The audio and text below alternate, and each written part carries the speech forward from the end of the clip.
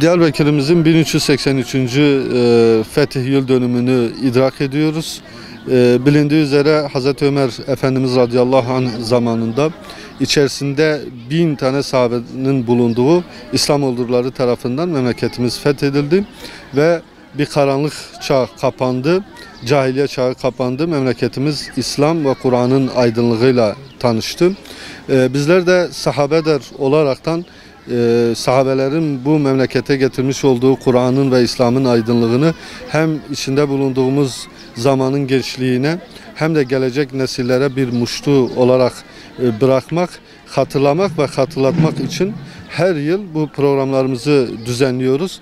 İnşallah Rabbim nasip ederse bu pazar günü saat 5'te Hazreti Süleyman yerleşkesinde tekrar bu Fetih Yıl Dönümünü idrak edeceğiz. Bu münasebetle Diyarbakır'ımızın bütün halkını, yaşlı, genç, kadın, erkek, çoluk çocuk herkesi buraya davet ediyoruz ve onları bekliyoruz inşallah.